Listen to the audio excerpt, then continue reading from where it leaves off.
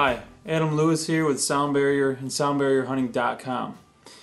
So what's the craziest rut hunting technique? Well, I actually read this story a while back, and I won't mention where, but it was in a very popular magazine about this guy, the author, that apparently he was suggesting, and he'd done this, that you just full out run, you sprint through the woods with all your gear and your bow and everything. You just sprint to your stand and get in there as quick as you can, make a bunch of noise doing it, and supposedly he shot a deer soon afterward.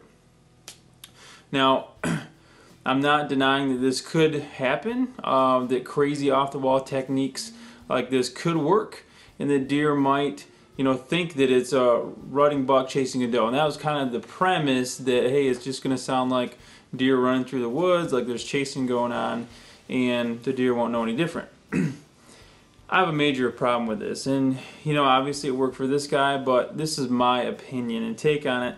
I suggest you do not do that. There's so many things that could go wrong.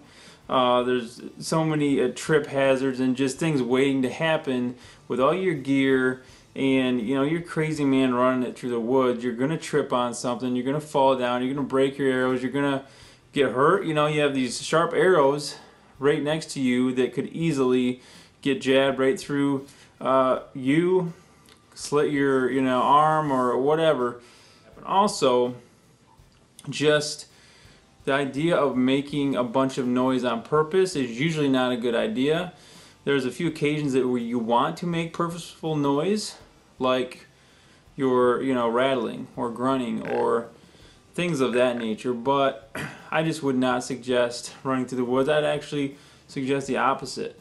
If you go slow through the woods, especially during the rut, a lot of times I've had deer run right on top of me almost and really get shots or almost get shots at nice bucks if you go slow. And so I suggest actually the opposite of this technique that this author suggested, and take it slow, get in your stand. We'll talk more about this next time in detail when I talk about a rule of sound concealment, because we're about at Sound Barrier about getting past the deer's last great defense and actually never being hurt again. So that's what I would suggest.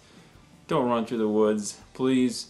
The only story it's going to make probably is one where you went to the hospital, and it could be some really bad results. So that's my opinion.